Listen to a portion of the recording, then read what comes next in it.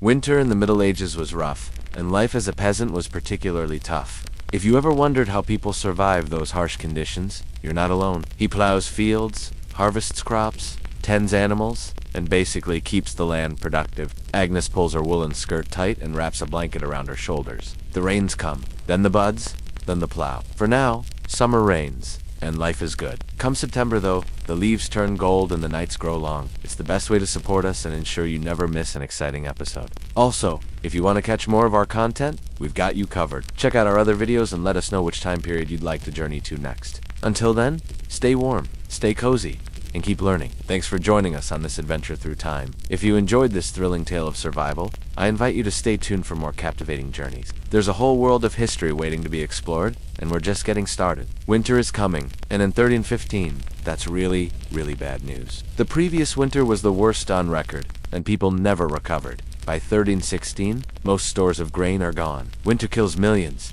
Those who don't freeze to death starve. It's called the Great Famine. In mown span, the fields lie empty. Snow falls on barren soil. No one plants anything. No point. Harvest will come in the spring. Meanwhile, people grow weaker. Babies stop crying. They have no strength left. Adults huddle by their fires, dreaming of warm days. One by one, they die. William scans the meager possessions piled into their corner of the house. All around them, the dead wait to be buried. One day, she sees a butterfly fluttering past a bare branch. It reminds her of a painting in the refectory. The sun is shining, birds are singing, flowers are blooming, hope returns. Life goes on. Isabella is 2 years old now. She's too young to remember the good times, the laughter and the sunshine, the days before the endless cold and the gnawing hunger. All she knows is her father's strong arms, pulling her close and whispering, "Don't worry, my love, Papa will protect you." He does his best, but soon he, too, grows weak. One morning, William collapses and dies. Agnes cradles her little girl. "Don't be afraid," she whispers. "God will take care of you." She dies, too, leaving Isabella alone. The village elder, Father Jerome, finds her. He brings her to the orphanage. At least she won't starve. Clothing, blankets, tools, furniture, all of it is damp, stained and patched many times. Agnes finishes her supper, a watery vegetable stew flavored with vinegar. Their children, Thomas, age 5, and Marie, 2, play with a wooden hoop. They're too young to work, but they already know hunger. That winter, Montespan's church bell tolls almost every day. Someone has died. Isabella's mother, Catherine, dies the week before Easter. She's buried in the churchyard. The priest mumbles prayers over her grave. Soon, her grave is covered in snow. Days pass. Then the sky clears. The sun shines. And for the first time since Christmas, birds sing. William says, it's time to get busy. He tells his kids to gather sticks and stones. We must hurry, he says, before the neighbors beat us to it. Foraging is a race against time and hunger. Peasants can't grow food in the winter, so they rely on what they've gathered and stored. That's not much, but with careful rationing, it lasts most winters. This one, though, is different. People are desperate. Families eat their last grains, then their salted meats. Agnes takes out the cat, dog, and chickens. She'll eat them in the spring. She finds herbs growing under the snow, dandelions, bittercress. Greens aren't easy to find. Her hands bleed, the snow clings to her shawl. She gathers what she can, then goes home. William has news. A traveling merchant has arrived in town. He's selling flour, he says. It's expensive, but I think we should buy some. Flour means bread. Bread means life. Agnes nods. William takes a silver coin from his pouch. Only 3/4 left. Back then, the king owned most of the land, and the peasants worked it for him. They weren't slaves, but they couldn't leave without the king's permission. Life was tough. Winters were harsh, and summers were hot. But come December, the sun shines for only 5 hours a day. The shortest day of the year, everyone feels it, even the animals. Spring seems ages away. The cold bites deep and fast. By January, frost covers the ground. Water freezes overnight. Pond skaters have a ball. William knows his family needs food and firewood. But with the roads impassable, and his employer Lord Henry having died last fall, William can't travel. Winter has arrived. It's a tale of resilience and grit. But let's not forget the star of the show, the humble turnip. Sure, it wasn't exactly a gourmet meal, but for medieval peasants, it was the VIP guest at the winter feast. In fact, they loved it so much, they even gave it nicknames like poor man's meat and lumpy liver. The tougher the turnip, the better. When life gave them frozen roots, they dug in and embraced it. We've got to hand it to these folks. They knew how to make the most of what they had. Even when the weather tried its darnest to freeze their faces off, they took it in stride. Talk about a winning attitude. And while nights were so cold, they looked like something straight out of Game of Thrones. the peasants turned it into a game. They'd layer up in the warmest clothes they had and snuggle up next to some livestock for some cozy company. After all, sharing body heat was the name of the game. And hey, if you couldn't beat the cold, you might as well join it. It's all about finding the silver lining, right? In the end, they didn't let the cold get them down. They laughed, they played games, and they stuck together through thick and thin. They might not have had fancy gear or roaring fireplaces, but they had something even better. The will to survive and a sense of humor to match. That's the stuff that makes you truly unstoppable. They called it the Big Freeze. Historians scratched their heads wondering why some winters were worse than others. Maybe a bit of volcanic action somewhere on the other side of the planet. Or maybe the sun decided to skip town for a few weeks. Whatever the reason, those freezing temperatures hung around like a bad house guest who never leaves. Today, we're taking a journey back to that era, and you're invited along. Here's how medieval peasants tackled winter. This isn't just some boring lecture. It's a story of grit, survival, and some pretty interesting fashion choices. So buckle up and get ready. You're in for a wild ride through the heart of winter. The year is 1315. Europe is in the middle of the worst winter in recorded history. The Thames River freezes solid. Londoners go hungry. And in the French village of Montespan, a baby named Isabella is born. She'll live through the plague, see Napoleon in action, and die peacefully in 1823. But her first winter is a different story. Her father, William, is a peasant farmer. That means he works long hours from before sunrise till after dark, 6 days a week. He and his wife Agnes huddled near their small hearth, a pit dug into the floor of their wattle and daub home. As the days lengthen, spring arrives, and a new cycle begins. In 1317, the survivors emerge from their homes. They're thinner, colder, and hungrier than before. The next few years are a blur. Isabella helps the nuns gather firewood. She tends goats and collects herbs. Welcome to our channel. Don't forget to hit that thumbs up button and subscribe if you're new to the channel. Are you ready for some genuinely terrifying facts about medieval peasant life? Buckle up because we're about to take a wild ride back in time. This is the Dark Ages, and here are the top 10 messed up things peasants ate and drank. Number 10, urine. Okay, so this isn't exactly a delicacy, more like a cleaning agent, painkiller, and oh, sometimes a beverage. Yeah, we said drinkable pee. Back in the Middle Ages, most towns didn't have proper plumbing, so waste just went everywhere. This wasn't a desperate move. Dogs were treated like royalty in medieval Europe, especially hunting dogs. We all know the classic fairy tale about the mouse, the girl and the stolen porridge. Okay, we're getting into the really gross stuff now. During the Middle Ages, there was a balmy little trend called grubs on toast. No, we're not talking about the adorable gummy worm candies. During the Middle Ages, snakes were considered a delicacy, and they were eaten across Europe. From the not-so-appetizing to the downright disgusting, they sure did eat some messed up stuff. But hey, at least they weren't bored. Thanks for watching. Like, comment, subscribe. We'll see you next time. These slippery little guys were thought to have medicinal properties, so people ate them to cure everything from joint pain to headaches. In medieval England, they were served as a pie, often with spices like ginger and pepper. And if you were lucky enough to catch a venomous snake, well, that was an extra treat. They were believed to have powerful healing properties, so it was worth the risk. Or maybe they just liked the thrill of a good snake charmer. Either way, they ate them. We're talking about these little wrigglers that live inside trees. These tree-dwelling larvae were either fried or boiled and served on a nice piece of toasty bread. And if you're wondering what they tasted like, well, imagine a mix between a caterpillar and a potato. Sounds enticing, right? Well, during the Black Death outbreak in the 17th century, people actually preferred eating grubs over actual meat. Why? Because they didn't spoil. Well, that's how it was in the Middle Ages. We're talking about those flightless chickens. You know, the ones that can't fly because they've been bred to be fat and juicy? Well, they're also apparently delicious according to medieval recipes. These plump birds were typically brothy and served with a side of fruit or berries. It was a fancy dish for a fancy occasion. Well, fancy if you were a medieval peasant. And don't worry, they weren't serving turkeys. Turkeys couldn't fly either, and they were plenty big for a hearty meal. The moral of the story, if you see a flightless bird in the wild, it's probably best to steer clear. Unless you're really hungry, of course. Mice were considered a tasty treat, especially for poor folk who couldn't afford anything better. Medieval peasants weren't afraid to get a little creative. When it came to their protein sources, they hunted spiders, cooked them, and ate them whole. Yes, you heard us right. They simply fried these creepy crawlies and enjoyed them with a sprinkle of salt. Apparently they had a nutty flavor with a touch of bitterness. So if you're ever in the mood for a spider sandwich, remember the medieval peasants. They paved the way. They were roasted, stewed, fried, you name it. And if you caught one running through the streets, well, that was an extra special bonus. According to the English physician John of Burgundy, mice were a staple of peasant diets in the 14th century. He described them as a regular and familiar dish for poor folks who lived off the land. Now, How did they taste? Imagine a tiny rodent that's been feasting on grains and seeds for its entire life. Yeah, it's probably not going to win any awards for flavor. But when you're starving, you'll try anything once. They were fed scraps of meat, bones, and other leftovers. And when they died, well, their meals stayed right there on the floor. Peasants saw no reason to waste what was essentially dog meat. It was cheap, it was easy, and it tasted like, well, dog food. Okay? Rivers, lakes, streets, you name it. And it wasn't just poop either. Industrial stuff like leather tanneries and dye houses dumped their chemicals into the water too. So you were taking in a nice mix of everything, metaphorically speaking, of course. Now, did peasants boil their water? Nope.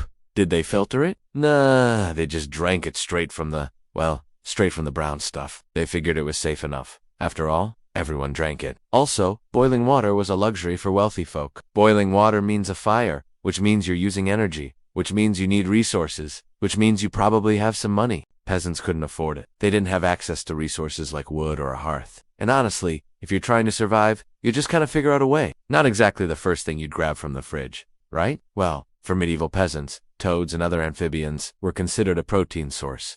And trust me, they needed all the protein they could get. Back in the 1300s, these little guys were pretty easy to catch. They just hopped around in ponds and marshes waiting for someone to nom them, roast them over an open fire, dip them in some questionable sauce, and bam, dinner. Talk about hopping mad. Back in the Middle Ages, urine was basically the Swiss Army knife of medieval life. Leave a sandwich out in the sun for a few days, and you'll have yourself a delightful feast of bacteria and mold. Yum. Medieval butchers weren't exactly known for their food safety skills. Plus, refrigeration wasn't a thing yet, so meat was left out in the elements, exposed to everything from flies to stray dogs. That's how they got the trendy medieval look. A little moldy, a little poopy, and totally unsafe.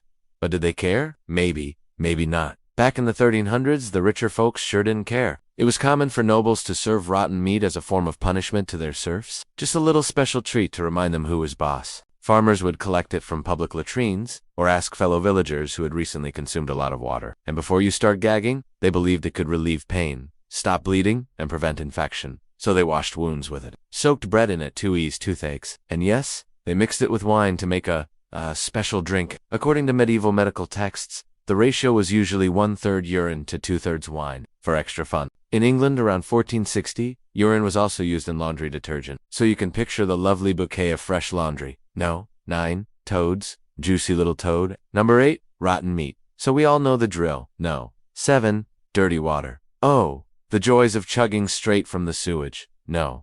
6. Dog food. We're talking about chowing down on some kibble that Fido left behind. No. 5. Mice. No. 4. Grubs. No. 3. Birds. Well, not just any birds. Number 2. Spiders. Ah, yes. The 8-legged wonders of the web. Number 1. Snake meat. Last but not least, we have snake meat. And there you have it, folks. A glimpse into the wacky world of medieval peasant cuisine. The year is 1315, and you're a peasant living in 14th century Europe. Actually, let me rephrase. You're a peasant trying to live through 1315 and 14th century Europe. What started as a weird summer turned into a never-ending winter. Snow blanketed England in December of 1314, but it didn't melt. Then spring arrived and rained. And that rain didn't go away either. River levels rose, flooding villages. It seemed like Noah was just getting started. That's how the peasants of 14th century Europe felt in the dead of winter. You see, it wasn't just cold. It was the coldest winter in modern history. Temperatures plummeted across Europe. Snow piled high. Winds bit deep. And anything unprotected froze solid. Right after. Why? Because of this. Grain. Farmers milled grain into flour, baked it into bread, and sold it at market. But the grain harvest had been so bad that prices skyrocketed. They seized Canterbury, pillaged the countryside, and demanded to see the king. When he refused to meet with them, they attacked the Tower of London and murdered Archbishop Saunders, the man responsible for passing the hated tax on wax. We have advanced technology, brilliant scientists, and brave firefighters. But we still haven't learned the lessons of the past. We don't know what's causing the current climate crisis, but that doesn't matter. We know it's our fault. We caused it, and we can solve it. As long as we listen to science, cooperate with each other, and refuse to give up. The king caved, repealed the tax, and promised to make things right. But Tyler refused to back down. He demanded sweeping reforms, ending serfdom, freeing peasants from feudal obligations, and granting them control over the countryside. The king freaked out, arrested Tyler, and crushed the rebellion. The revolt was over in weeks, but its effects lasted for centuries. The peasants failed to get what they wanted, but their struggle changed medieval Europe forever. A quarter of wheat that used to cost 6 pence now costs 3 shillings. fourpence. From 1315 to 1560, Europe experienced 37 major famines and dozens of lesser ones. The population was devastated. Cities emptied, villages shriveled, and monarchies fell. Second, humanity evolved. People began planting different crops, building better homes, and cooking new recipes. They also understood that famines didn't come from God, they came from weather. Third, people got angry. Famines don't just fill empty stomachs, they fill empty hearts and minds with resentment, hatred, and vengeance. Hungry people are dangerous, so everyday folks were paying more for less. And if they couldn't afford food, they couldn't pay their taxes. And if they couldn't pay their taxes, they got thrown in jail. So when King Edward II passed a new tax on wax in 1316, the peasants revolted, gardens perished, fields turned to ice, and trees snapped under the weight of the snow. A series of rebellions shook medieval Europe, the Chompi in Florence, the Jacquerie in France, and the most famous, the Peasants' Revolt in England. What did they want? Bread. They demanded laws setting maximum prices for grain and punishing greedy merchants. It didn't work. Taxes kept going up, food kept getting scarcer, and people kept getting angrier. And that anger exploded into violence. No one was ready. Homes weren't built for such a harsh winter. Windows let in drafts. Roofs leaked, walls sagged, and chimneys choked. And when the storms finally let up, something awful emerged. Frozen wasteland. But when June rolled around, the skies opened and dumped so much rain, crops drowned, seeds wouldn't plant in the ice, farm animals couldn't graze on frozen grass. The plague hit Europe in 1346, but it was related. So many people died in the famine that when the bubonic plague hit, there weren't many survivors left to infect. By 1318, things were looking up. Crops grew, harvests returned, and the weather was mild. Winter was coming, but the fragile recovery continued. But it was too late. The damage was done. Famines don't just wipe out crops, they wipe out people. Hunger hollows out bodies and weakens minds. Cold seeps into bones and chills souls. The people who survived 1315 were changed. They were desperate. They were furious. And they were ready for revenge. And river traffic was blocked by 1,000,000 solid barriers of ice. Then came the invaders. The Mongols, horsemen from hell, swept through Eastern Europe, pillaging and burning. Who invited them? No one, but the land was already in chaos, ravaged by floods, storm, and famine. To make matters worse, King Philip V of France declared war on England, kicking off the 100 Years' War. Fighting broke out across Europe. Towns burned, armies clashed, and navies battled. But nobody paid attention. They were dying from something far worse, the Black Death. This wasn't your average weather roller coaster. It was a climatic catastrophe. Nobody saw it coming, nobody prepared for it, and almost everyone died. Bad news, bucko! Because this year, Mother Nature decided she wasn't in the mood for pleasantries. We're talking back-breaking labor, starvation wages, and if you weren't careful, one wrong step would send you and your family into a spiral of destitution, debt, and despair. In the years leading up to 1315, Western Europe enjoyed a brief respite. Things were decent. The sun shone, rains fell, and crops grew. People even had a little extra to spare. But that reprieve ended quickly because soon the skies grew darker. Storms raged, winds whipped, and tempests threatened. Summers turned chilly, harvests shrank, and people wondered what was happening. Then the rains came, and you are trapped inside the greatest climate disaster in recorded human history. Not farmers whose crops grew so tall they fell over and died. Rivers flooded, wiping out bridges, roads, and whatever hope villagers had of making money that year. Summer gave way to fall. Fall gave way to winter, and still the rain didn't stop. Most towns and cities had some stores of food. Monasteries, churches, and wealthy landowners dug into their reserves, doled out rations, and reminded everyone that God helps those who help themselves. The poor scraped by on thin gruel, stale bread, and wild berries picked from the roadside. Life was hard, but it wasn't terrible. 2023 is your best shot at a better time, but trust us, it can't be worse than 1315. Let's dig in. The Great European Famine of 1315 and 1317 is the most intense weather event in documented human history. In medieval Europe, life was hard. Being poor was harder, and we mean like seriously hard. It began innocently enough. Rain made things grow, right? And who doesn't love a good growth spurt? Then the cold arrived. Imagine being outside right now, shedding layers until you're down to your skin. Villagers scrambled to put their lives back together, but everything was frozen solid. It is here where we should note that the Great Famine of 1315 and the Black Death are separate events. We'll tell you about the Peasants' Revolt, why hunger forges heroes, and how the fight for food forever changed Europe. Now let's head back to medieval Europe in the spring of 1316. The sun is shining, birds are tweeting, and everyone is mad. They weren't alone. In 1381, Wat Tyler led thousands of peasants into London. Here's why. First, this isn't the end of the story, and that's where we are today. Humanity has grown beyond the mistakes of the past. In the depths of winter, when the night stretched longer than the farmer's shadow and the sun hid like a frightened rabbit, the medieval peasant knew two things. The first was that his fate hung by a thread thinner than icicles, colder than the north wind. His home, a fragile shell against the icy giant that was winter. The second thing he knew was that his only hope lay not in some distant king, but in a whisper, a prayer, a worn icon of a saint. For faith and superstition were their furnace in the dark, and as the flames of their hearth flickered, so did the flickering flames of faith, fueled by a potent mix of piety and pure terror. These men and women, these barefoot mothers, tattered farmers and dirt-caked children, they were fighting for more than just warmth and food. A war against the specters that lurked in the corners of their mud walls, against the wraiths that brushed across their faces in the night,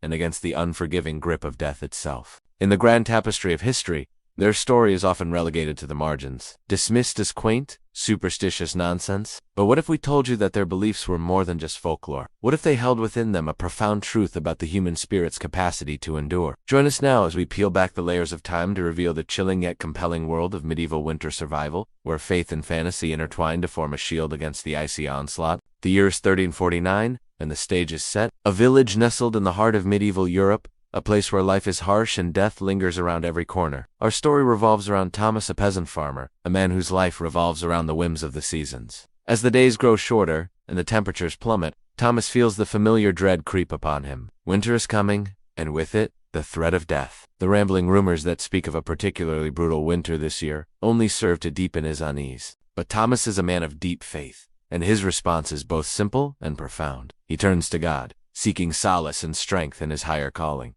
But his plight is not unique. Across the land, from the rolling hills of England to the sun-kissed vineyards of France, peasants are falling back on their faith. Their homes, mostly built from mud and wattle, with thatched roofs, are leaky and drafty. The howling winter winds penetrate the feeble barriers, bringing with them not just cold, but a host of dangers. Snowdrifts pile up against the flimsy walls, threatening to engulf their meager hearths. This is more than just a battle against the elements. It's a war for survival. Each family is locked in a desperate struggle to keep their heads above the waves of winter's fury. For Thomas, it's a nightly ritual. Gathering around the dying embers of the fire with his family, they share their fears and hopes, their prayers weaving together like smoke against the chilling backdrop of the night. His wife, clutching their young child close, whispers a prayer for warmth and safety. Their older children, huddled closer to the fire, their eyes wide and eager, join in with voices small but resolute. Yet even in the face of such unity and faith, the darkness seems to press in closer, threatening to snuff out the last flickering flames of hope, as the sun dips below the horizon,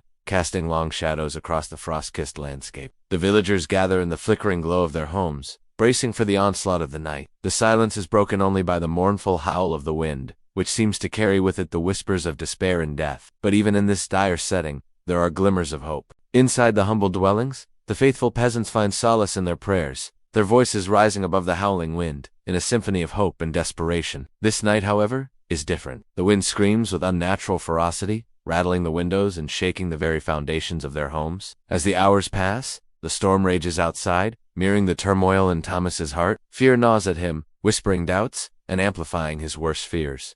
Will their home withstand the icy assault? Will their meager stores of food be enough? Will their faith be their salvation, or their damnation? With each gust of wind, the pressure mounts until the inevitable happens. The roof gives way. Snow plows in, enveloping them in a flurry of white chaos. The sight of their worldly possessions being buried under the unforgiving snow sends a chill down their spines. The weight of their situation presses upon them, heavy and suffocating. But amidst the wreckage, their faith remains steadfast. They rally together, pulling out the sodden thatch and clearing the snow with trembling hands. And through it all, they don't falter. Their prayers continue, their spirits unbroken. Though the biting cold seeps into their bones and the fear of starvation looms like a specter over their heads, they persevere, drawing strength from their collective faith and the unbreakable bonds of family. In their struggle to survive, they are not alone.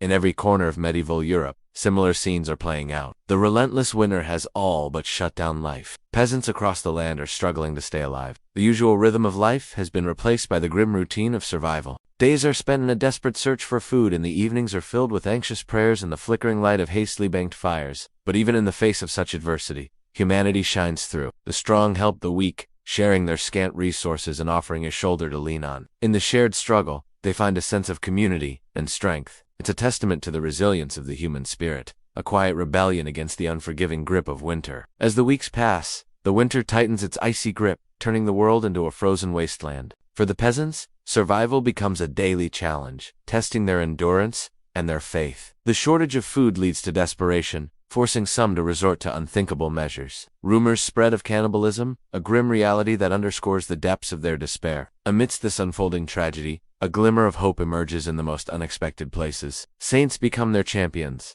their icons, their beacons of faith. Saint Nicholas, the protector of children, is invoked to safeguard the innocent. Saint Blaise, the healer, is called upon to ward off illness. Every ailment, every fear finds its saint. Churches resonate with fervent prayers, and miracles are sought and celebrated. The peasants are not merely praying, they are clinging to their faith for dear life. And in this desperate hour, superstitions come to the fore. Holy water, blessed by priests or the holiest women in town, is sprinkled for protection. Homes are marked with chalk crosses and invocations to ward off evil spirits. Vows are made, promises are whispered, anything to tip the scales in their favor and ensure their survival. The weight of their faith is palpable, their trust in the divine absolute. They are not just praying for survival, they are making a stand against the forces of darkness. A silent battle fought on bended knees, in the flickering glow of oil lamps, and the hushed tones of whispered prayers. Yet even in the face of such unwavering faith, the winter remains unmoved. The icy fingers of death continue to claim their victims. Whole families are lost to the unforgiving cold,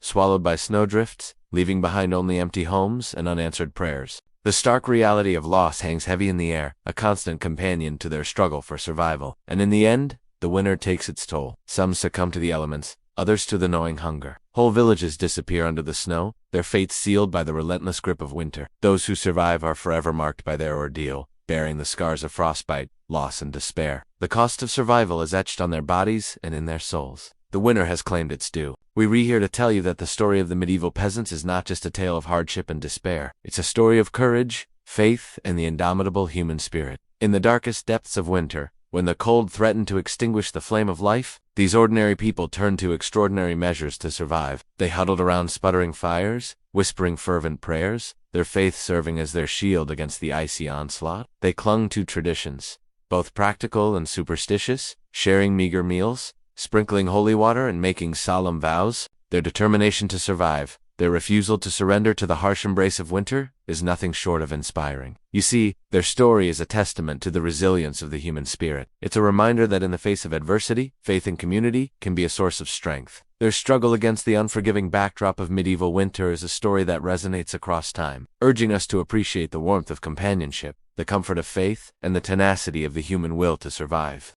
Okay, now let's play a little game. Guess who is not having a great hair day? Yep, it's our favorite royal rebel, Anne Boleyn. Come on, tell me I'm wrong. Does this look like the style of a happy woman? Nope, no joy in these locks. But hey, maybe it's just her bad hair day. Or maybe, just maybe, she's feeling the heat. Not the warm fuzzy kind, but the kind that makes your skin crawl. See, in Anne's world, betrayal was hotter than the midday sun, and she was the queen of sniffing those infidelities out. Yep, she's got eyes everywhere. In the flickering shadows of candlelight, she spies on her husband, King Henry VIII.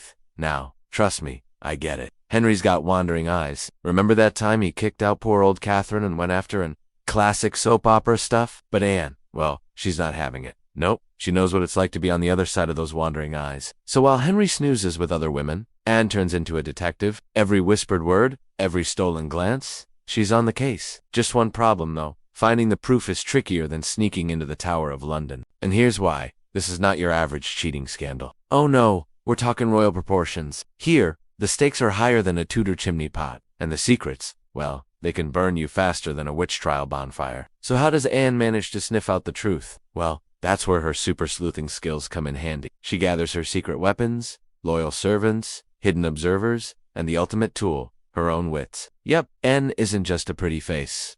She's as sharp as a tack and twice as sly. But will it be enough? Can she crack this royal caper without getting scorched herself? Stay tuned because this royal investigation is about to heat up. Ah, Jane Parker, lady-in-waiting to Queen Anne. She's in deep.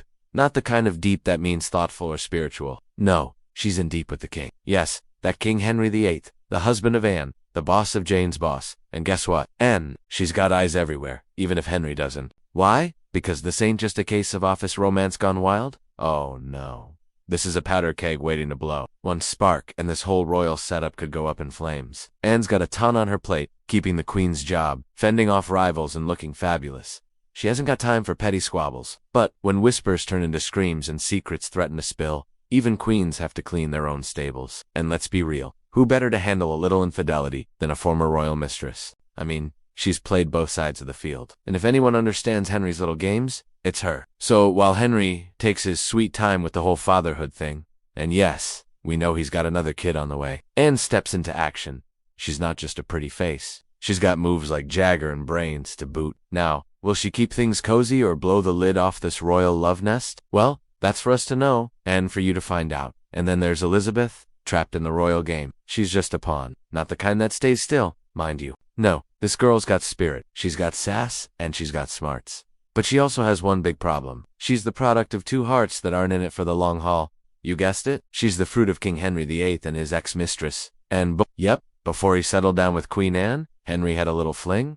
And who could blame him? The guy had wanderlust in his blood. But now that Queen Anne is on the prowl for cheaters, little Liz is in a pickle. Being the king's kid outside of wedlock was like being on thin ice. One slip and you could splash into disgrace. Henry might be a big-time monarch, but he wasn't exactly Mr. Responsible. And Queen Anne, well, let's just say she's not known for her maternal instincts. So young Liz had to navigate this royal minefield all by herself. But she wasn't just any princess. Oh no! She had the charm of a seasoned diplomat and the persistence of a bulldog. While other kids were playing hopscotch, Liz was schmoozing the big shots. She knew how to butter up the royal entourage and bend ears that mattered. But it wasn't all sunshine and roses, people whispered. Rumors swirled and plots thickened. Some folks saw Liz as a threat, a little upstart who shouldn't even exist. So she had to fight tooth and nail for every inch of ground. And believe me, she fought like a lioness, protecting her pride. Despite the odds stacked against her, she clawed her way up, dodging daggers and backstabbing. Liz emerged from the shadows as a force to be reckoned with. She may have started out as an illegitimate child, but she finished as a true survivor. In the grand stage of royal intrigue, everyone is a player. Even the smallest gesture can send ripples across the kingdom. Like when a simple bow goes awry. Imagine the scene. Lord Cromwell is making his way through the crowded hall. He's got more enemies than a skunk at a perfume factory. Suddenly, he spots Queen Anne. She's flanked by her ladies-in-waiting, looking like a vision in velvet. Now, normally Cromwell's got a quick hello and a wink ready for the ladies. But today is not normal. Today, Anne is on edge. Henry's wandering eye has been making the rounds and she's on high alert. Now, when Cromwell makes his approach, he expects his usual playful banter. But Anne, well, she's in no mood. She barely acknowledges his presence. No playful jabs, no flirtatious smiles. Just a cool reception that sends chills down his spine. Now, you might think, who cares? A snub is a small slight, right? Well, in this royal rat race, it's a declaration of war. Anne's icy response echoes through the halls. It's a statement that she's on the hunt for cheaters, and no one is safe. Cromwell gets the message loud and clear. This queen means business. What? You thought I'd forgotten about the good old days? Think again. We re-diving back into the royal swamp, where everyone has got an axe to grind, and no one has playing fair. Our favorite royal fixer, Sir Thomas Bridges, is back in town. And let me tell you, he's got a nose for sniffing out trouble. The air is thick with tension as he enters the throne room, and his keen eyes spot a gathering of nobles whispering in hushed tones. They're the usual suspects, the ones who think they own the kingdom. But Bridges isn't easily intimidated. He's seen his share of palace intrigues, and he's not afraid to wade into the muck. As he eavesdrops on their conversation, he hears murmurs of discontent, veiled threats and accusations. These nobles are plotting, and they've got their sights set on none other than Queen Anne. But why? Are they just bored, or do they have a taste for a little royal blood?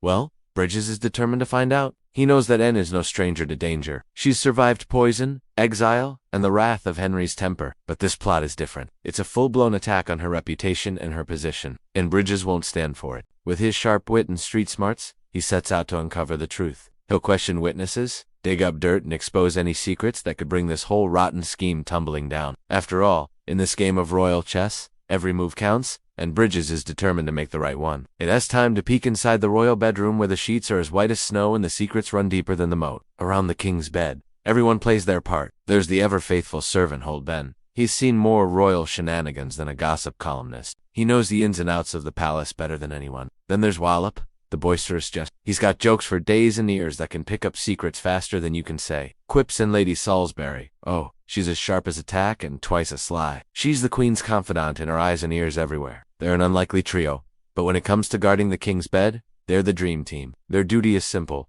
keep Henry's nocturnal adventures in check. That means sniffing out potential mistresses, diffusing jealous outbursts, and keeping the whole royal love life on track. No easy feat when you're dealing with a king who's got more libido than common sense. But this trio isn't just about keeping busy. They're the unsung heroes of the royal bedroom. They're the ones who pick up the pieces when Henry's escapades go awry. They soothe his lovesick heart, mend broken relationships, and make sure the whole castle doesn't crumble under the weight of royal scandal. But can they keep the peace when the queen is on the prowl for cheaters? Will they stay loyal to Anne, or switch teams? And most importantly, can they keep the king's pants on his royal dare? If you've been holding on to your popcorn, now's the time to pop it. Because the royal showdown is here, and it's got more twists than a royal pig assassination. Yep, you heard me right. Queen Anne is on the warpath, and nothing is safe. You'd think after all those years of high school drama, we'd have learned our lesson about public breakups. But here's Henry and Anne serving up a masterclass in royal petulance. The stage is set, the audience is gathered, and let me tell you, the opening act isn't it. Henry storms onto the scene, all bluster and bravado. He's got more anger than a squirrel in a sack, and he's ready to unload. On the receiving end, Anne sits like a stone statue, lips sealed and eyes blazing. You can practically hear the battle commence, without a single raised voice. It's a duel of wills, a staring contest with royal stakes. Who will blink first? Who will break the silence? Well, stay tuned, because in this royal rumble, no one comes out unscathed. Anne's got the royal spotlight. But is it a spotlight or a bullseye? This queen is about to find out the hard way, that popularity isn't always what it seems. The streets are alive with chatter. Commoners and courtiers alike are buzzing about the queen's scandalous accusations. Everyone's got an opinion, but nobody's buying her story. See, when you play the royal card game, trust is thinner than a pauper's wallet. And Anne's dealt herself a lousy hand. Her reputation's about as tattered as an old ballad sheet, and she's got the charisma of a moldy cheese sandwich. The palace walls are echoing with laughter, but it's not the kind that makes you feel warm and fuzzy. No, this is the cackle of the condemned. As the guards drag her, accused lovers, to their doom, the whole kingdom's having a field day. The tavern's got a new drinking song, and the jester's got material for weeks. But Anne's not laughing. Under the weight of 1,000 accusing eyes, she's trapped in a gilded cage of her own making, and the bars are closing in fast. Now, remember, this isn't your average popularity contest. This is the royal court, where every whisper is a weapon and every sneer is a stab in the back. And as Anne's star plummets faster than a lead balloon, she's got to ask herself, is this the high life or the high dive? And more importantly, who pushed her off the edge? Our girl Anne finds herself in a royal pickle. Once upon a time, she was the toast of the town. Everyone wanted to be her friend. Except now it's like her phone's on silent and no one's calling. And you know what? Behind every cold shoulder and icy stare is a story. A story of ambition, betrayal, and a whole lot of scheming. Now, let me tell you, navigating the royal court is trickier than a game of hot potato, and Anne's got more enemies than a hedgehog at a snake convention. But let's peel back the layers of this royal onion. Whose interest does it serve to make and fall from grace? Is it the ex-lover who's tired of playing second fiddle? Or the longtime rival who's been waiting in the wings? Well, that's for us to know and for you to find out. Because in the game of royal intrigue, no one's innocent. And when the queen's in the doghouse, the whole kingdom suffers. Anne's on the ropes, but you wouldn't know it from her defiant stance. Even when the noose tightens around her neck, she stands tall. She's got the spirit of a lioness cornered, claws extended, and teeth bare. As the axe inches closer, she's ready to meet her fate head-on. But here's the kicker. This isn't your average execution, no sir. This is Tudor England, and when the king loses patience, things get messy. Forget the guillotine or the firing squad. Anne's getting the royal treatment, the long drop. Yep, the chopping block is calling, and it's personal. Henry's not messing around. He wants this done with style and swiftness. The crowd's gathered, the scaffold's erected, and the axe is sharpened. This isn't a walk in the park. This is high drama, Tudor style. And when the bell tolls for Anne, it's not just a death knell, it's a requiem for a rebellion. So there you have it, folks, the final curtain call for Anne Boleyn. But hold on a minute. Do you really think this is the end? Don't be so hasty. We've got more stories to tell, more secrets to uncover. So don't go anywhere. The royal saga continues next time. Until then, keep guessing, keep watching, and remember, in the game of royal roulette, no one's safe. Not even the queen. Henry VIII had a problem. Not one, not two, but three of them. Secondly, his first wife, Catherine of Aragon, was refusing to grant him a divorce. And thirdly, while he loved Catherine deeply, he was head over heels in love with one of her ladies-in-waiting. Now, usually when someone has multiple problems, they tend to tackle them one at a time. But Henry, well, he took them all on at once. By January 1533, his gamble paid off. He and Anne were secretly married. 6 months later, Anne was crowned Queen of England at Westminster Abbey, gold and velvet, jewels sparkling under torchlight. It should have been the happiest moment of her life. Instead, it was electric with tension. England was split. Some cheered the new queen's bold style and courtly flair. Others muttered prayers for Catherine and criticized Anne's foreign manners. But more than pageantry hung in the balance. The succession, He needed a male heir to secure the Tudor line. No boy, no secure dynasty. And let's face it, Henry wanted a son. He envisioned a dynasty, maybe a male heir named Henry, who'd be followed by another Henry, maybe a third Henry. Okay, you get the picture. In September 1533, Anne gave birth to Elizabeth, a daughter, healthy and bright, but not the prince everyone craved. Now, Anne hid her disappointment with grace. She promised the next would be a son, Henry. He wasn't so patient. His adoration flickered. He began glancing at other ladies at court. Gentle on the surface, but ice-cold inside. For a time, Anne's star still shone. Her family rose in power. She even earned the first queenly anointing in English history, crowned with sacred oil reserved for kings. Yet dark clouds gathered. Anne struggled with pregnancies, suffering. Each loss took a toll on her body and on her standing. Henry's hopes for a son dimmed with each passing year. And then there was Jane Seymour. Quiet, compliant Jane. Everything Anne was not. While Anne dazzled the court with wit and bold colors, Jane offered soft smiles and gentle nods. Suddenly, Anne's sharp tongue and fiery spirit, once her greatest assets, began to grate on the king. Meanwhile, Anne's enemies saw their chance. Thomas Cromwell, once Anne's ally in reshaping England, began to distance himself. He craved stability, and Anne's volatility threatened it. Court factions formed. Whispers turned into rumors. Flirtations were reinterpreted as sedition. Every joke became weaponized. Anne, who had played power so masterfully, now found herself surrounded by conspiracies. And then came the breaking point. Charges emerged terrible, scandalous accusations of adultery, incest, and treason. Some involved her own brother, George Bull. Evidence was flimsy. Testimonies were coerced. But in Henry's court, truth bent to the king's will. On May 2nd, 1536, Anne was arrested. Their trial was a grim spectacle, barely a trial at all. Anne's own trial, a tragedy in 5 acts. Her defenders were few. Her husband's eyes were cold. The Char-de-Soins dismissed, inevitable. And in this episode, we're going to see how. Act 1, The Fall. May 1536 dawned like any other in the heart of London. Birds twittered, market vendors hawked their wares, and within the towering walls of the Tower of London, Anne Boleyn awoke to a nightmare. News of her arrest for treason, adultery, and incest had spread through the city like wildfire. Now, if you've been with us for a while, you already know the story behind these charges. They were a concocted mess. Flimsy, unbelievable, and utterly destructive. Allegedly, Anne had engaged in a 6-year affair with her own brother, George, and had committed adultery with 5 courtiers, including her uncle, the disgraced Bishop John Fisher, and Henry's own former friend, Sir Thomas Wyatt. Given the lengths the prosecution went to, you'd think they were trying to destroy Anne's reputation as much as her life. And you'd be right. But why? Well, the answer lies in the murky depths of court politics, personal vendettas, and, of course, Henry's roving eye. Henry, you see, had fallen head over heels for another lady-in-waiting, the demure and unassuming Jane Seymour, and he wanted an out-of-the-way, so out of the way that even her execution wouldn't be too much. So there you have it. Act 1, The Fall, ends with Anne waking up to a nightmare she couldn't have imagined.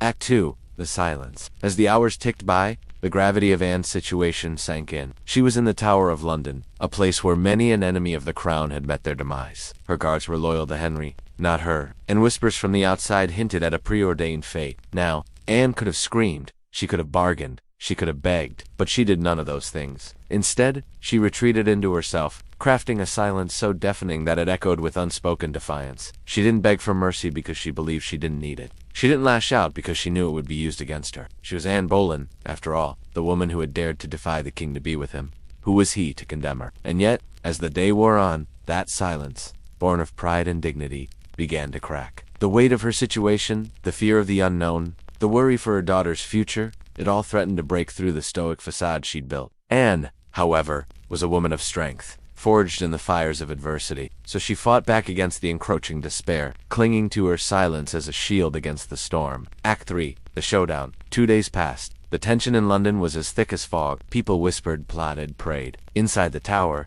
Anne's silence was her only companion. No visitors, no explanations, no last-minute reprieves. But as the 3rd day dawned, the silence was shattered. Chained, brought before the council. Anna stepped into the room like a character in a play. Her entrance announced by the clink of shackles, she was a picture of quiet defiance. The council, a group of men whose loyalty to Henry superseded justice, wasted no time in delivering their verdict. Traitor, adulterer, heretic. Each word was a nail hammered into the coffin of her reputation. Yet Anne stood firm, meeting each accusation with icy.com. There was no tearful pleas, no angry retorts, just a steely resolve. She defended herself against the phantom accusations, pointing out the absurdity of the evidence, the coercion of witnesses, the base motivations. The council was not interested in justice. They were interested in appeasing the king. Act 4. The show trial. Anne had anticipated trouble, but what she didn't anticipate was the speed with which it arrived. Her trial, if it can even be called that, was scheduled for the next day. With barely any time to prepare, she found herself thrown into the lion's den of English law, where the lion was Henry and the den was the courtroom. From the outset, it was clear that this was not a trial, but a spectacle. The charges were read out, vague, sensational, bordering on the ridiculous. But in the court of public opinion, as the trial progressed, the plot thickened. Witnesses came forward with tales so outlandish that they bordered on fantasy. Accusations of incest with her own brother, of conspiring with foreign powers, of plotting against the king. It was a web of deceit spun to ensnare Anne and drag her down. But Anne was not one to go down. She fought back, challenging the witnesses, exposing their lies, pointing out the lack of evidence, but it was a losing battle. The jury handpicked by Henry was not there to find the truth. They were there to deliver a predetermined verdict. And now comes the final act, the scaffold. Dawn broke over London on May 17, 1536. For Anne, it was the start of her final day. Her trial had concluded, her fate sealed. The night had been spent in prayer, her only solace. Now, as the first rays of sunlight touched the ancient stones of the tower, Anne prepared to face her fate. Her steps were slow, her head held high. She was a picture of quiet dignity. The crowd that had gathered outside the tower was a mix of curious onlookers and sympathizers. Some jeered, some prayed, some simply watched. But for Anne, there was no audience. Her gaze was fixed ahead, her resolve unwavering. She reached the scaffold, the final destination of so many before her. It was a somber sight, a stark reminder of the finality of her fate, yet Anne showed no fear. She spoke briefly to the crowd, her voice clear and strong. She asked for forgiveness for any wrongs she might have committed, and she prayed for the health of the king and the prosperity of England. Then, with a deep breath, she laid her head on the block. The French swordsman approached. His task was swift, his blade sharp. There was no prolonged struggle, no last-minute reprieve. Just a single stroke and Enabelin was gone. Her head was cut off and displayed on the end of London Bridge, a gruesome trophy. Her body was burned and the ashes scattered in the River Thames. As for her daughter, Princess Elizabeth, she survived her mother's fate only to face years of exile and uncertainty. But that, dear viewers, is a story for another time. For now, we've come to the end of this one. Did you find the story interesting? Let me know your thoughts in the comments below. Your feedback keeps me motivated to create more engaging content for you. If you want to watch more episodes, click here or here. Thanks for watching. I'll see you next time. On this day, December 16, 1773, in Boston, colonists, disguised as Native Americans, snuck onto 3 British ships docked in the Boston harbor and dumped a total of 92,000 pounds of tea overboard in what would become known as the Boston Tea Party. It all started with tea, not bullets, not armies, a warm drink in porcelain cups. But don't be fooled. This seemingly simple act had some seriously strong stuff brewing underneath it. Let's rewind to the 1770s. The American colonies were like teenagers. They were still under British rule, but they were growing up. They had their own governments, their own assemblies, and most importantly, their own money. Their relationship with Britain was complicated. Sure, there was the whole empire thing, but also this idea of virtual representation. The British believed that even though the colonies didn't have direct representation in Parliament, they were still represented because Parliament was looking out for the best interests of the empire, including the colonies. But the colonists were having none of it, and tensions were higher than a kite tail. By the 1770s, the American colonies were making a ton of money. They were trading like crazy. And with that, wealth came some serious swagger. The problem for Britain was that these 13 colonies were stuck in the middle of nowhere. They needed protection from France, Spain, and Native Americans. And who do you call when you need protection? Your mama? Just kidding. You call your mom. Except in this case, it's Great Britain. And that was getting expensive. The 7 Years' War was a global rumble in the jungle, where Britain went head-to-head against France. The war had everything: battles on land and sea, alliances with Native Americans, and a lot of tension over land. The war lasted from 1756 to 1763 and was fought in Europe, North America, and Asia. In North America, it was called the French and Indian War. And if you're wondering why they called it that, well, 2 powerful native nations sided with the British. During the war, the Iroquois Confederacy and the Cherokee, and no, that isn't a typo. It is the plural of Cherokee. At that time, the Cherokee weren't a single nation, but an alliance of 7 independent tribes. Anyways, the war wasn't cheap, and by the end of it, Britain was in debt. I mean seriously deep in debt, and what's a broke empire to do? We'll look around for someone else to pay.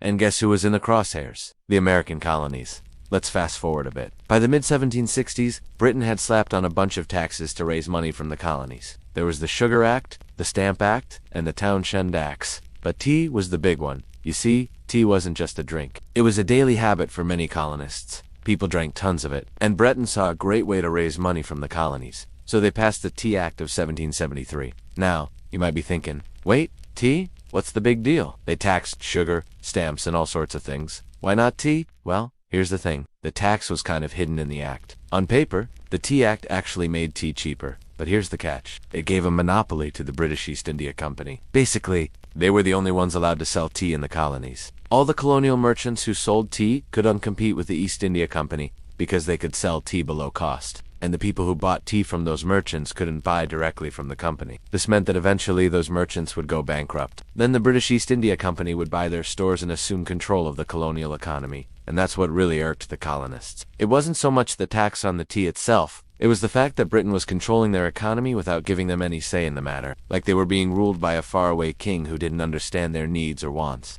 And then came the events in Boston. Picture this. It's December 16th, 1773 in Boston. Outside, the weather is cold and dark. A full moon hangs over the Boston harbor, casting an eerie glow over the water. The air is thick with tension as the people of Boston prepare for an event that will change history forever. The Dartmouth anchored in Griffin's Wharf, carrying precious cargo. Inside its hold are chests overflowing with tea, a seemingly ordinary cargo except for one crucial detail. These are not ordinary tea leaves. They are British East India Company tea, a symbol of control and taxation imposed on the colonies without representation. The sight of the ship stirs unrest among the colonists, who have been simmering with discontent over the growing tyranny of the British Empire. The tension builds as word spreads that 2 more ships, the Eleanor and the Beaver, have arrived carrying even more tea. The streets of Boston come alive with activity as thousands of colonists converge on the Old South Meeting House. There they debate, they protest, they strategize. They try every peaceful means to convince the governor to send the ships back to Britain. But Governor Thomas Hutchinson remains unmoved. He refuses to defy Parliament's orders. With diplomacy failing, the colonists turn to action. They decide that enough is enough. They will not stand idly by while Britain imposes its will on them. Around 100 men stepped forward, ready to take matters into their own hands. These men would become known as the Sons of Liberty, disguise themselves as Native Americans and set sail for the docks. The night is dark and the men move like phantoms in the shadows. They slip onto the ships unnoticed and systematically empty the chests of tea. One by one, they carry the tea to the edge of the ship and hurl it into the churning waters of the Boston harbor. Crate after crate disappears into the darkness, carried away by the waves. As the men work, their faces hidden in the gloom, they make sure not to damage the ships or their cargo. They want to make a statement, not cause destruction. The night wears on, and by the time the men are done, over 92,000 pounds of tea, worth over $1 million today, lies in the dark depths of the harbor. When they are finished, they vanish into the night, leaving behind only the faint echo of their defiance. News of the Boston Tea Party spreads like wildfire, causing outrage and panic across the colonies. The British East India Company suffers a financial blow and demands swift retribution from the colonial authorities. Parliament responds with swift and harsh measures, passing the Coercive Acts, which the colonists derisively dubbed the Intolerable Acts. These acts were designed to punish the colonies and reassert British authority. Among these acts, Boston Harbor was shut down, preventing any commercial activity until the East India Company was compensated for its losses. Additionally, Massachusetts was stripped of its self-government and military control was placed in the hands of British officers. Troops were quartered in private homes, allowing British soldiers to stay in the homes of the colonists without paying for it. These actions only served to galvanize the colonists further, uniting them in their opposition to British rule. The acts are seen as a tyrannical overreach of power and fuel the growing movement for independence. The Boston Tea Party may have been a seemingly small act of defiance, but its impact was colossal. It marked a turning point in the relationship between the colonies and the mother country. The revolution that followed would not only shape the destiny of the American people, but also leave an indelible mark on world history. So next time you reach for that cup of tea, remember the brave souls who once stood up against injustice and changed the course of history forever. The Boston Tea Party was not just a historic event, it was a testament to the power of courage and the pursuit of freedom. It was a moment when ordinary people dared to challenge the mighty British Empire and fight for their rights. It serves as a reminder that even in the darkest of times, hope and resilience can prevail. That's all for now. See you next time. On this day, October 19th, 1777, a young French soldier named Marquis de Lafayette did something crazy. He walked into a raging battle, grabbed a wounded American flag from a fallen soldier, and planted it on a nearby tree. He was surrounded by enemies. His own side was losing, and according to all logic, he should have run away. But in that moment, Lafayette made a choice. He put his sword at the base of the flag and swore to stay there until relief arrived. He didn't care if he lived or died. He was defending a cause, a nation, a dream. And at that same moment, 4,000 miles away, somewhere in a castle in France, a young boy named King Louis XVI smiled because he knew that Marquis de Lafayette was just swearing. Fealty to a flag he was swearing. Fealty to France. And for Louis, that was worth celebrating. You see, 7 years ago, the future of the world shifted in Boston Harbor. When a handful of brave patriots dumped a fortune worth of tea into the water, something remarkable happened. They started a war. Now, the Boston Tea Party had been bold, rebellious, but not yet war. Not yet. For a while, Britain thought they could punish the colonies into submission, shut down Boston, starve them out, send more redcoats, flex the empire's muscle. But what they didn't realize? They weren't just taxing tea. They were taxing the patience of a people who were done being pawns. The colonies, instead of folding, came together. 12 of the 13 sent delegates to Philadelphia in 1774, the First Continental Congress. It wasn't a war count, it was a last-ditch effort to make peace. Petitions, letters. We just want a fair deal, they said. But Parliament wasn't listening. In April 1775, British troops marched on Concord, Massachusetts, to seize weapons and arrest Patriot leaders. They didn't make it quietly. Paul Revere and other writers spread the word. The militia mobilized. And on the morning of April 19th, the British reached Lexington. Dozens of American militiamen stood waiting. Someone fired. No one knows who, but that single crack, whether accidental or deliberate, changed everything. The shot heard round the world. The British pushed on to Concord but found, not submission, but resistance. Militias fired from behind trees, stone walls, and fences. By the time the Redcoats marched back to Boston, they'd lost over 200 men. This wasn't protest anymore. This was war. Over the next few months, thousands of colonists picked up arms. Farmers, blacksmiths, teachers, bakers, ordinary people ready to fight an extraordinary empire. And out of the chaos rose one commanding figure, George Washington, tall, stern, reserved. He was chosen to lead the Continental Army, not because he was the best general, but because he had a presence, a calm amidst the storm. He wasn't flashy, but he understood something essential. This wasn't just a battle for land, it was a battle for identity. Meanwhile, Britain sent more troops, more ships. They thought it would be over in weeks. Instead, they got dragged into a bloody, grinding war with a people who refused to kneel. There were setbacks, defeats, winter camps where soldiers froze and starved, but also hope. The Declaration of Independence in 1776 turned rebellion into revolution. The words of Thomas Jefferson and the voice of the Congress declared what everyone already felt in their bones. We are not your subjects. We are our own people. That declaration didn't end the war. It began a new kind of fight. One where defeat didn't mean retreat, it meant regroup, rethink, and reload. And while Britain had the world's best army, the colonists had something else. They had nothing left to lose. They knew the land. They fought dirty. They used hit-and-run tactics that baffled trained generals. And in 1777, at Saratoga, something incredible happened. The Americans actually won a major battle. That victory changed everything, because France had been watching, waiting, and when they saw the British bleeding, they stepped in. Suddenly, the colonies weren't fighting alone. French ships, French soldiers, French gold. It was no longer a civil dispute, it was global war. The British Empire found itself stretched thin, fighting rebels in America, dodging French cannons at sea, trying to keep up with a conflict spiraling out of control. Back in London, Parliament bickered. Support for the war collapsed. And across the ocean, in the swamps and fields of Virginia, the final act played out. On the one hand, it was a military story. The ragtag Continental Army versus the finest troops in the world. How could anyone bet on the farmers winning? And yet somehow they did. Outnumbered? Outgunned? George Washington and his men pulled off a series of stunning victories. Brandywine? Finally, Yorktown in 1781, where British General Cornwallis surrendered his entire command. Game over. But really, it was never just about the battles. It was about what those battles represented. Who would win? The old world or the new? Monarchies and empires, or democracy and freedom? The answer mattered not just for the 13 colonies, but for every place where people dreamed of being free. For centuries, most revolutions had failed, overthrown one king, only to replace him with another. But here, in this corner of North America, something different was born. Out of the ashes of monarchy rose the United States of America, a new nation built on ideas, equality, liberty, self-government. Words that once seemed radical became a blueprint for the modern world. Not always easy to follow, to be sure. The journey from revolution to reality was a bumpy one. Slavery continued. Women's rights were trampled. Native Americans were displaced. The original sin of the country was its hypocrisy. America loved to talk about freedom while trampling the very people who had helped win that freedom. Still, there was progress. The Louisiana Purchase in 1803. The fight for Texas independence in the 1830s. The relentless march westward. manifest destiny. The United States became the biggest country in the world. Its influence inescapable. In the mid-1800s, the Civil War erupted, a brutal test of whether a nation forged in revolution could endure the greatest threat of all, itself. In the end, it did. Abraham Lincoln emerged as the great emancipator, ending slavery and setting millions free. Then came the Industrial Revolution. Cities swelled with immigrants, factories hummed with activity, giant fortunes were amassed, but also slums, child labor, dangerous working conditions. The Gilded Age gave way to the Progressive Era. Reformers demanded change. Women marched for the right to vote. Labor unions organized. And in the early 1900s, a new kind of war began. World War I America hesitated to join, but eventually pitched in to help the Allies. By the time the 1920s rolled around, the U.S. was a global power. The Roaring Twenties gave way to the Great Depression. The stock market crashed. People lost their homes.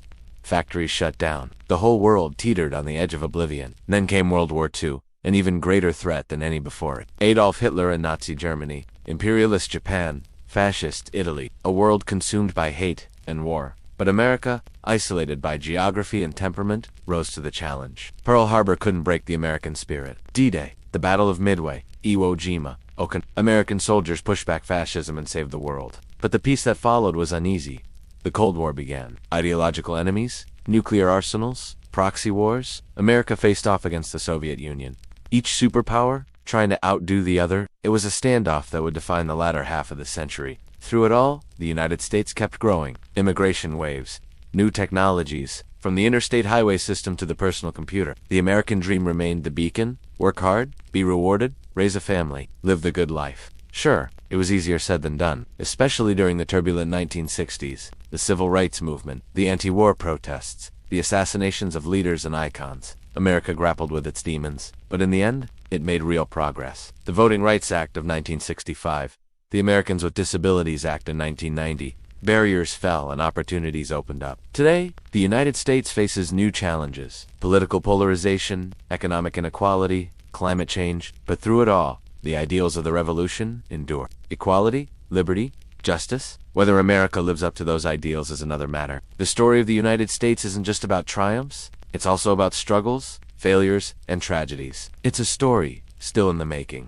Alright, Clats, today we're gonna finish the American Revolution. Woo! You know what that means? We're gonna talk about war and stuff. Is everybody good with that? Okay, then let's begin. It's 1781. The American Revolution has dragged on for 6 brutal years. The British, exhausted. The colonies, bleeding, but unbroken. And everywhere, the fighting's getting pretty damn tedious. Britain's strategy was always to fight the colonies at their borders. Cut off any hope of expansion. No more conquering new lands on the frontier. That policy continues, but it's not going well. At this point, both sides realize that winning the war will require a knockout blow. Something decisive, and maybe they both think they can deliver it. In the South, British General Cornwallis thinks he's got the edge. He'll set up camp in a sleepy little town near the coast, Yorktown, and wait for his supply ships to arrive. The problem is, he also waits for backup from the British Navy, and while he's waiting, he gets boxed in. Now, you might be asking yourself, wait, why do they need the Navy? Can't they just march into town like in the movies? Well, if you watched our last episode, you remember that Cornwallis had to retreat from Charleston after suffering a humiliating defeat. So now he's kinda stuck in the South. See, there's this big river called the James that flows right through Virginia, and if you follow it north, it eventually empties into the Chesapeake Bay. Cornwallis desperately needed to get reinforcements from his buddy in New York, General Henry Clinton.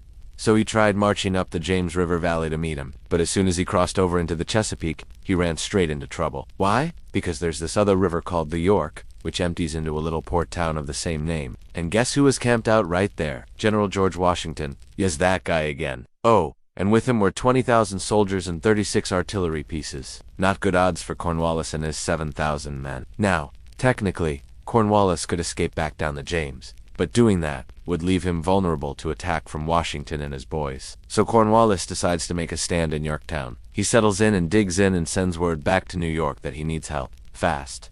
And for a moment it seems like he's gonna get it. Clinton begins marching his men towards Yorktown, but before he can reach the besieged city, he gets orders to head back to New York.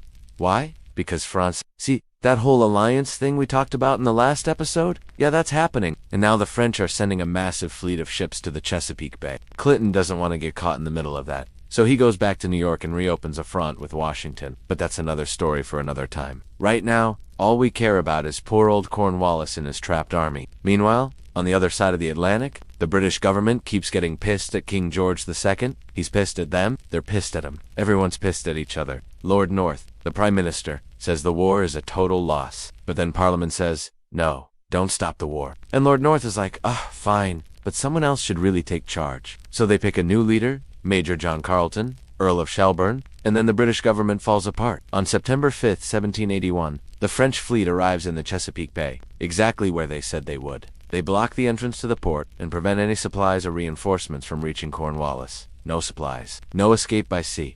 But at least no escape by land either. Because on September 28, 1781, George Washington and his 17,000 soldiers arrived in Virginia. He'd been walking for weeks, and many of his men were barefoot by the time they reached Yorktown. Cornwallis was trapped, outnumbered, outgunned, and about to get bombed to the hell out of. You might have noticed that Yorktown was a pretty dumb place for Cornwallis to set up camp. For one thing, it was a small town, sleepy before the war, and now surrounded by 20,000 screaming Americans and 7,000 British soldiers, none of whom were eager to be there. The place is basically a powder keg, and when I say powder keg, I mean this building. It was a storehouse full of gunpowder. On October 14th, 1781, a fire broke out in Yorktown, and before anyone could put it out, this place was a literal powder keg. Boom! It blew up. And if you're wondering what happened to all the people in that building, well, here's your answer. Fire, explosions, death. And the next 8 days, Washington and Rochambeau's forces bombard Yorktown day and night. Cornwallis' men scrambled to dig defensive trenches around the town and hide in nearby farmhouses and abandoned buildings. And still the cannon fire never stops. Finally, on October 19, 1781, Cornwallis sends his second-in-command to meet with Washington and surrender his army. He doesn't show up himself, probably because he was busy beating his horse with a riding whip until it died. Washington refused to accept it personally. He sent his second-in-command, a man named Benjamin Lincoln, to receive Cornwallis's sword. Now, I know what you're thinking. Ooh, that's rude. Why wouldn't he accept the surrender? Well, it's not as rude as it seems. Remember, this is a war between nations. And if you've ever seen soldiers from different countries fight each other, you know that they don't exactly become best friends afterwards. In fact, they usually despise each other passionately. George Washington wanted to remind Cornwallis of that. Don't take my word for it. Listen to this. Quote, I cannot come to receive your sword. Come to me on the field. End quote. But Cornwallis was beaten. His army was starving. His town was burning and most of his cannons had been destroyed. If he kept resisting, his men would die anyway. So, he surrendered. Technically, the war wasn't over yet. There were a few minor clashes after that, but everybody knew the big guns weren't coming out anymore. The United States of America was real. Not a colony, not a dream, a nation. The end of the war brought lots of changes. First, King George III had a total meltdown. Parliament gave him the choice of going insane in public or going insane in private. So George chose the private option. Back in America, most people didn't care much for kings or royalty of any kind. They had fought a brutal war against the biggest empire on earth, and won. They weren't about to bend the knee to some far-off king. As for Cornwallis, well, he went back to England and became famous. Why? Because of this painting. Yep, that's him riding his dead horse into the sunset. A few years later, he died. Of a fever. Nobody cares. But let's get back to the British. They took the hint and ended the war as gracefully as they could. In 1783, the Treaty of Paris was signed. The United States was officially recognized as a sovereign state, and that's about when the good times ended. See? Writing a constitution is harder than it looks. Check out our spin-off series, Start Anew. Constitution. It's on a streaming site. Link below. In 2017, a man walked onto a stage in Belgrade, Serbia. It was Nikola Tesla night. The city was celebrating its famous citizen. This guy wasn't Nikola Tesla. He just played him. But even he couldn't resist. Taking off his shoes, as soon as he stepped up to the mic, the hairs on his arms stood up. He felt electrified. All around him, people were buzzing. Excited whispers filled the room. Some were saying he looked exactly like Tesla. Others argued he just captured the spirit. The actor smiled, feeling the energy. Because honestly, who cares about looks? He thought. Let me show you the eyes. And then he leaned forward, into the spotlight, and said, I am the current, I am the voltage, I am the power, and suddenly, the room went wild. Now, you may have seen that scene before. Maybe you watched the video when it came out. Maybe you already know how it ends. Maybe you're just here for the memes. And if so, good news. You're in the right place. Just wait until the twist ending. It'll blow your mind. But if you haven't seen the video before, or want to relive it, here's the rest of the story. After that speech, the actor put on a black coat and took off his glasses. Now, he was actually playing a character named Nikola Tesla. It was part of a Serbian TV series. But here's the catch. The character wasn't Nikola Tesla. He was just a con artist pretending to be Nikola Tesla. Okay?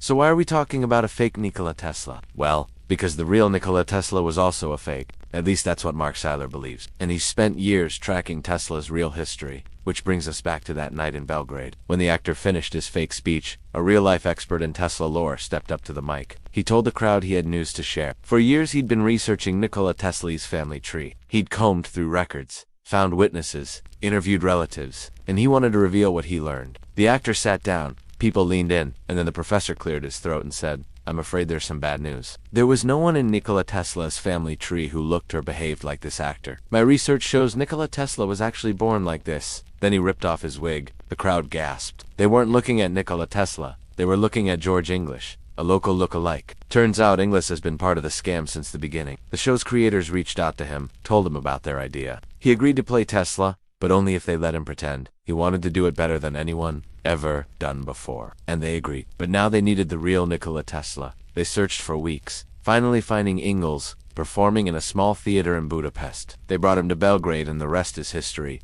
The ruse took off. Fans loved the actor's take on Tesla. Everyone was buzzing about how real he looked, how much he sounded like Tesla.